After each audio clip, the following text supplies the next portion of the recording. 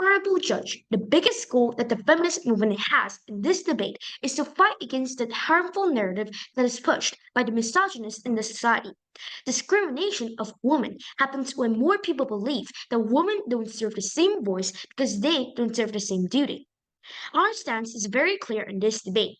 In countries with male conscription, feminist movements should advocate that female citizens should also bear the same responsibility and be treated equally as citizens. However, this doesn't mean that feminists have to be radical. Of course, this could be a gradual process with a lot of negotiations with the government, when we can demand the government to reform the military system to make it safer and better for women. Today, I will talk about two arguments as the Prime Minister. First, advocating for female conscription is essential for fighting against the narrative of misogyny. Second, female conscription empowers women by breaking the harmful perception that men are the protectors of society and that women are weak. Let's go on to my first argument about why feminism advocating for female conscription is necessary to break the narrative of misogyny. If we look at what's happening in societies where gender conflict is very serious, like South Korea, misogynists are trying to discriminate against women by calling themselves anti feminists. One of their main goals is to demonize feminists as selfish and greedy beings who only want privileges and who don't want to take any responsibilities. No, thank you, sir. The problem is that such misogynists are expanding their influence by persuading the younger generation. It is no secret that misogynistic YouTube channels in Korea have more than millions of followers, most of them being young Korean men. No, thank you, sir. I will not take any POIs from you now. The single biggest argument that they use to persuade people into joining misogyny is by telling young men that they should be angry because male conscription is a reverse discrimination. What narrative does this create? It creates a notion that women don't serve a duty for national security, and hence they don't serve equal social voice as male citizens who do. Then how do we counter this narrative? We can do this by asking for the same duty and same rights. Breaking the logic of misogynistic narrative is very important in order to prevent the whole society from joining misogyny. It is not a coincidence that countries like Norway and Sweden, where they have equal conscription for both genders, are also the countries with the highest rankings for gender equality, have the most public support for feminism. Okay, now let's go on to my second argument. This argument is all about giving power to women by changing the way we're perceived as different genders in society, particularly about how the society views women as weak beings that should be protected by men. What is the nature of the military? Military is a state organization that protects the country and its citizens from the enemies. Therefore, if only men are conscripted to become soldiers and women are not, it creates a belief that men are the strong guardians while women are the subject of protection because they are weak and helpless. This harmful social perception is something the feminist movements have been trying very hard to break throughout the history of feminism. The price that women are paying for this protection that they didn't even ask for is simply too huge. Feminists movement proudly declaring that women are not as weak as society forces all to think is a huge step forward for promoting feminism. Thus, we're very happy to propose. Thank you. First of all, I'd like to start with a refutation. Let's cut to the chase. Okay, so proposition seems to Bose's argument that he represented seems to be focused on the fact that when men are conscripted, society sees this as men are stronger narrative and men are stronger narratives as they it seems like he's assuming the fact that first of all with no mechanism says that the society would say, oh, men are stronger, they're guardians, and women are the subject of protection. Well, this is not true because first of all, he gives absolutely no mechanism or alternative or reason why this is true. And second of all, there are other ways other than female conscription to prove this right. So side proposition wants equality of women and men, saying that the narrative of women being protected is wrong. While side opposition has a symmetrical impact, as there are other ways that other female conscription, such as births, managing household on their own and taking care of babies can show them that they are also guardians and don't have to be protected. Additionally, Additionally, the fact that they are assuming this makes their claims collapse to the ground. So now I'd like to say some definitions. As conscription, as an influence definition, refers to a compulsory period of military service mandated by the law, and the feminist movement is a social justice movement that aims to end all oppression of women in order to achieve equal rights and opportunities for everyone in the society. So the status quo is that conscription traditionally had a gender specific in many countries. Historically, men usually fought wars and led wars. And countries like Singapore and South Korea enforced strict conscription policies for men but not for women. And other countries like Israel imposed mandatory service for both genders, but the men serve longer. Norway has a fully equal compulsory service for requirements for both genders. So the two arguments we will present today is principles of feminism and improves the lives of women. So the proposition stands that the feminist movement should advocate for the conscription of women in countries with mandatory military service for men. And the leaders of feminism and women who claim themselves to be feminists should support this policy. And the metrics of this debate is the minimizing gender norms and advancing women's rights because feminism is to serve and represent women primarily. And and therefore, I'd like to go on to my argument, which is principle of feminism. So, advocating for female conscription is a principle of feminist stance, in line with the fundamental values of feminism, which are equality and justice. And how does opposing male-only conscription uphold the two principles of feminism? Well, we have two mechanisms. First of all, feminism advocates for for the dismantling of gender norms that assign traits and values to people based on their sex. And people pushing for female conscription means that confronting one of them in the most ingrained gender-specific roles. That one of the male as the protector and the female as the protected. And this shift demands the recognition of women and men as equally capable of fighting. And the second one is the feminists argues that justice and fairness should be guiding principle of social institutions rather than discrimination and biases. And in this motion, a fair system would not actually assign military duties based on gender. And feminist ethics support the notion that justice is in conscription means imposing an equally on all genders instead of discriminating against men by assigning them this extra duty. And why does opposition fail these principles? So the traditional model of male-only conscription reinforces a societal narrative where men are inherently stronger, more violent, and the ones protecting. In turn, this perpetuates a view of women less capable and needing protection. Additionally, the men are forced into serving in the army only because they are men, which is discriminatory as forcing women to cook because they are women. And the framing and weighing is that this argument is crucial because it transcends practical benefits and situates the debate within a broader feminist ethical framework. And while feminism has debated specific policy for centuries and has changed its stance on them, it is crucial that it remains faithful to its principles of equality and fairness. For these reasons, we believe that we take this debate home. Thank you. Honorable Judge, we think that the opposition side does not provide enough reasons to explain why it's generally wrong for the feminist movement to take a united strategy and goal to combat discrimination, particularly for military issues. As the Deputy Prime Minister of this debate, I will argue that increasing the presence of women within the military fosters protection against the sexual objectification of women. Before that, a few rebuttals against the previous speaker. Firstly, there is a general understanding that the military is dangerous for women.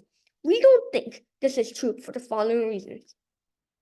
Firstly, this is unlikely because since we told you that reforms are greater when there is greater participation of women within the military. Currently, reforms have not been made because a few women who volunteer do not have enough capital and representation. If the other team doesn't say how dare stop treating women unfairly, both sides could have issues. But the other team might have a harder time because they might not be able to stop men from being disrespectful. Also, during wars, women can be in more danger, but if we train and get them ready, they'll be safer. Second, there is an assumption on opposition that the feminist movement should opt for other ways that will increase the protection of women. We don't think this is true for the following reasons. Increasing the presence of women within the military fosters protection against the sexual objectification of women. Because of this, governments might not choose policies that help women because they fear upsetting men. But if women are involved in important national activities like the military, it's much more difficult to ignore them. They seen as contributing just as much as men, so it's harder to dismiss their needs. With that said, moving on to our final argument. Increasing the amount of female positions in the military leads to better protection of women from sexual objectification. Firstly, having more women in the military leads to better protection of women within the military itself. When there are more female soldiers, the government is motivated to create a safer environment to protect sexual crimes against women in the military. This is happening in Denmark, where the Prime Minister's decision to include women in the draft led to more female citizens getting involved in discussions about improving safety for women in the military. Secondly, having more women in the military improves overall protection for women in society. Right now, the military is mostly made up of young men who often don't interact with women. This can lead to a culture where women are seen as objects and inferior compared to men. But when men and women work together in the military, they learn to see each other as equals and respect each other. This helps improve how men and women interact both in and out the military. For these reasons, we're proud to propose and thank you. Let's start with some refutation reconstruction and moving on to the last argument of our case. First of all, one of the main points was how we cannot stop men from being disrespectful to women and not stop the narrative that men are the protectors and women are the protected, right? But this is false because as our first speaker did mention, we can show the men that women don't need to be protected by showing and explaining that how, as our first speaker mentioned, they take care of households by themselves. They give birth. They also guard and becomes a guardian for their child or children. Right. This shows that they don't have to be protected and they are the guardians. So with that point down, I'll also say that their side says that the government will be motivated to protect sexual crimes if women are conscripted in the army, right? This proves that in their side, the government thinks that women need protection. This contradicts themselves. Now, moving on to the argument of case, which is about the negative social impacts on women. We argue that the mandatory conscription of women will have harmful effects on women. What kind of harms are women exposed to if conscripted to the military? One, it will disrupt women's progress in professional fields. Women are already subject to sexism in this world, even though some movements, for example, the feminist movement, are trying to reduce it. Having to go to the army would delay the university education or first employment of women, just like it delays professional lives of men in countries like South Korea and Israel. This is especially bad if done to women for two reasons. One, women, even now when they do not have to go to the army, have a large pay gap and are unrepresented in managerial positions due to structural sexism delays. Military would make this even worse and further increase gender inequality in the workplace because of the fact that currently many women don't go to the army and they are considered outsiders in the army. Second of all, women often have to leave their workplace or move to part-time positions once they start having children, usually in their late 20s and 30s. Frequently, their careers are not advanced enough to have the power to keep the jobs despite taking a maternity leave because they are seen as replaceable by the workers. This leads to them not having any jobs. If women enter the workforce at even a later age, this will become even worse because they will hold less senior positions and when becoming moms and have less political capital to argue for their job. My second reason is that risks of gender-based violence in the army. So it is well known that the rates of gender-based violence and especially rape and sexual abuse in the army are high, and those crimes rarely get punished, partly because women are viewed as outsiders, as I mentioned. Almost 10% of women in the U.S. Army are victims of sexual abuse. This is This is 13,000 women yearly who undergo trauma, their lives are potentially destroyed, and their bodies harmed and violated. Is this what the feminist movement wants? No, right? This is the reason why women often do not want to pursue careers in the army and the status quo. Feminism advocating for women to join the army would be a betrayal of the worst kind. It would advocate for women to be forced in an environment where they're likely to get harassed and abused. So on their side, they don't achieve what the feminists are supposed to be doing. Repeating our stance and summarizing this argument is that feminism should never advocate for mandatory conscription of women because it harms women, and that's not what the feminism wants. Feminism's core duty is to advance women's rights and interests, not give them harms, have sexual abuse, and things like that. So proud to oppose. Thank you for listening. Up to the deputy leader of the opposition in this debate, we still have not heard a good reason to deny the women's active participation in the military. Just because there are harm and dangers for women to go to military does not explain that the feminist movement should oppose the conscription of women. Before I move on to my two clashes, a few clarifications. The general stance of opposition is unclear and just inconsistent. I'll do If we believe reply that the speech. sudden change to Answer. women going to military should harm the rights Are you of sure you can say it? a nation You where have to say it well, military okay? service is mandatory It's the only for thing that can men save. It's the only. of national security. The feminist movement should advocate for equal treatment of female citizens, meaning women should also share the same responsibility. However, this doesn't imply an immediate enlistment of women into the military. Instead, the government team suggests a gradual approach involving extensive discussion with the government. Where reasonable requests for reforming the military system will be presented. We believe that the feminist movement should support the position on mandatory military service and the involvement of women in national security. This was likely to advocacy campaigns aimed at encouraging more women to engage in discussion about female conscription.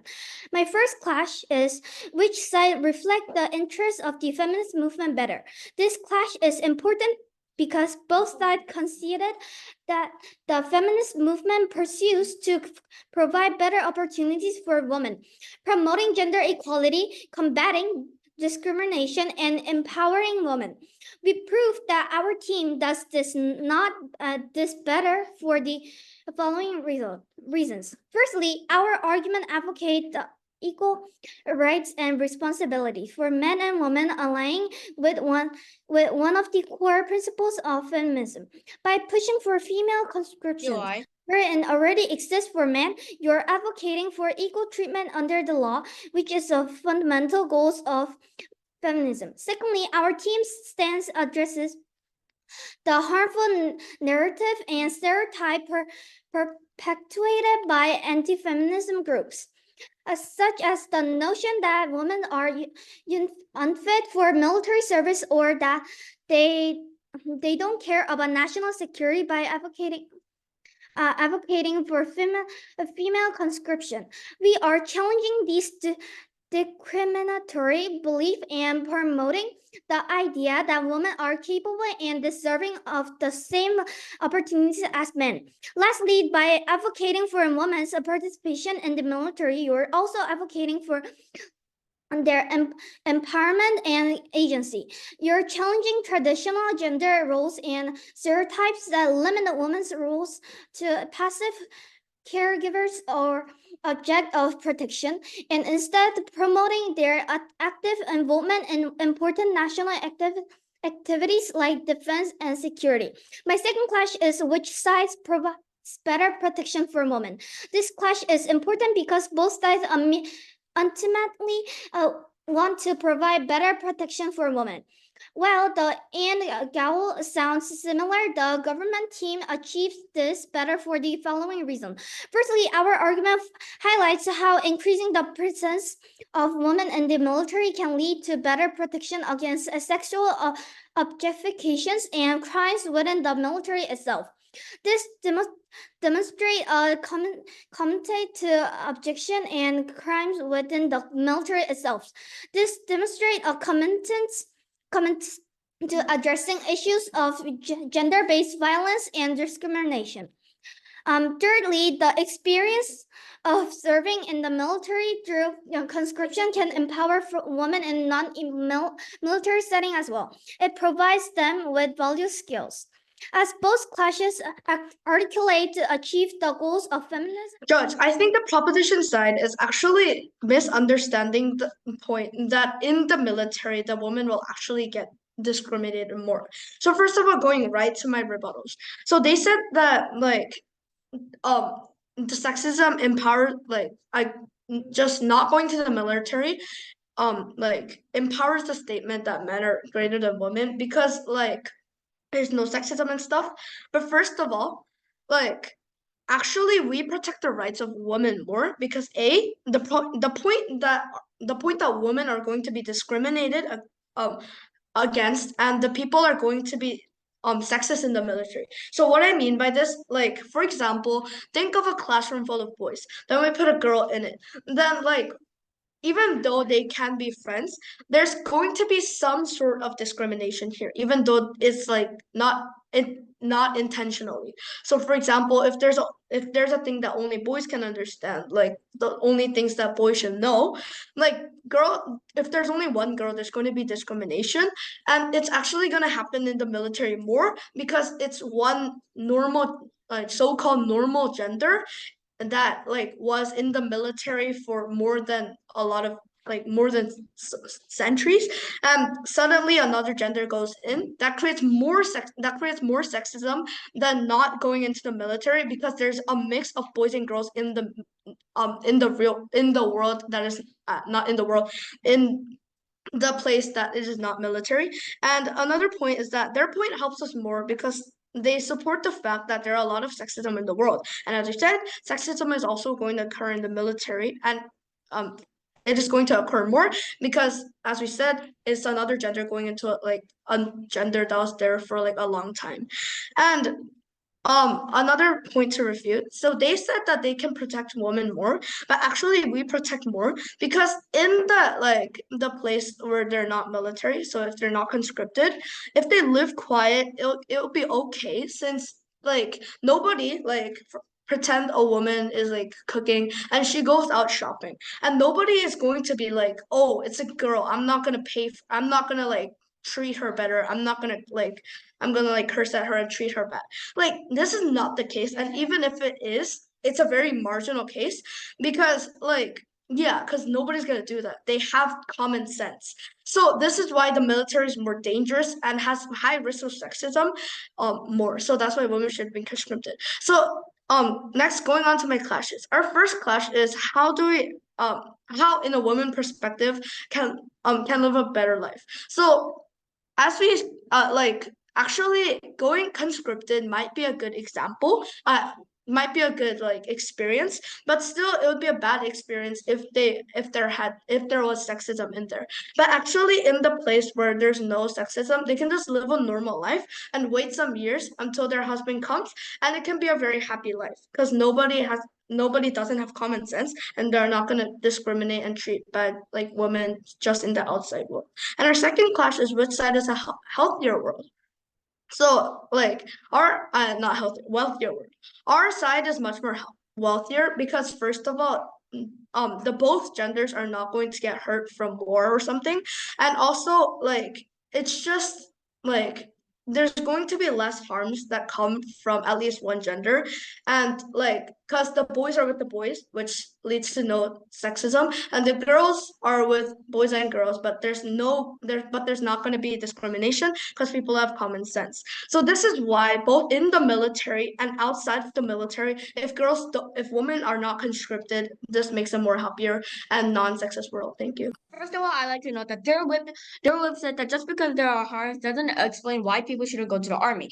Isn't sexual harming and abusing the body enough? They ignore that the whole principle of feminist movement is to keep women's rights. Is allowing women to go to a place that will possibly hurt and harm their their mind and body a good choice. This doesn't protect their privacy, body, and reputation of all females and could possibly traumatize them. Our side is the only side that fulfills the role of feminist women and fulfills the benefits that they want. And also, biting the bullet, let's just say, and even if the narrative of men being protectors can be broken on proposition side, our side will still be better, because even though people think that women are slightly weaker than men, women will still be protected from sexual abuse, which makes the stakeholder women lean toward us. And first of all, why we want this debate, Judge, was because we have three things that lead toward us: the burden, the clash, and the impact. So first of all, we prove the burden by convincing you, Judge, with multiple mechanisms and alternatives and reasons why we have the benefits, and prove side proposition for the harms of the alternatives. Our whip proves that the clash leans toward our side. Finally, all the actors lean toward our side, and along with the impacts. Let's name it. Females, they lean toward us because we save them from sexual abuse in the military, and along with other discriminatory actions. And and their position will hold less in dangerous positions. And second, feminist movements lean toward us, as even though we decline their demands for female conscription, we are saving those women from being sexual abuse, and provide various other ways they can change their narrative, other than putting them in a military service where they will most likely go through sexual assault and discrimination in the military. Men, they will also be happy because their family members who are female will be safe, such as a wife or a daughter. And all of these actors lean toward us, therefore we win this debate. Additionally, we would like to state that even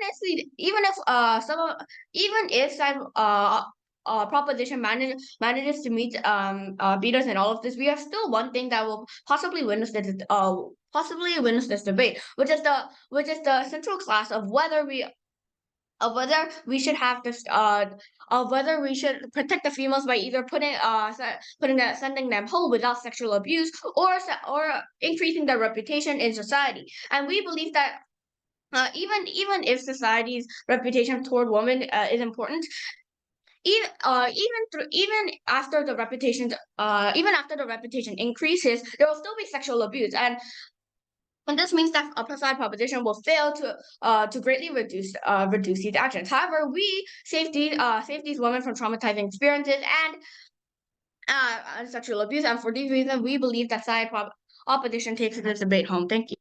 Honorable Judicator, of all opposition team's features, this was the most intriguing. Why? This is because they have very many logical fallacies, but these allow me to know who won this debate. As much as I want to tell you these fallacies, I'll also prove to you why Team Proposition can take this debate home. Before I move on to my clash, I'll present a few rebuttals to the opposition. Honorable Adjudicator, firstly, the opposition team did not give a logical reason why women going to the military is not needed to break the stereotype that women are weak than men. The opposition team can prove that if the opposition team, can you prove that if people just see the woman taking care of the baby by changing diapers, putting it to sleep, and feeding it, will break the stereotype? Of course not. People might say that taking care of the baby might take a lot of energy, but that's different from taking part in war or the military. They're not stronger than men. Also, our prime minister stated that the military would be modified so that women would be able to cope with it. Did the opposition hear this? I'm no adjudicator. If there's a team that did not listen and rebut well, I don't think you should choose that team to take this debate home. Also, can the opposition team prove that every woman would not want to go to the military, even when the government modified it? Are you 100% sure, opposition? Now that I'm done with my rebuttals, let us move on to the clash. I just had one clash in this debate. This clash was about which side better stamps out the stereotype. The government team stated one argument as for this clash. This was presented by the Prime Minister. He stated the clear fact that women were going to the military was going to break the narrative of misogynists. Misogynists' main reason why women should not get equal rights is that they don't serve their duty in national security, such as the military. If women's conscription is carried out in this world, it would stop the narrative of misogyny spreading out too much. Honorable Judge, our Prime Minister presented an argument explaining why we can stamp out and prove the stereotype wrong. Honorable adjudicators, if you're choosing a team that best answers this clash logically, it is obvious that the preposition team won this debate. Thus, we're happy to oppose. Thank you.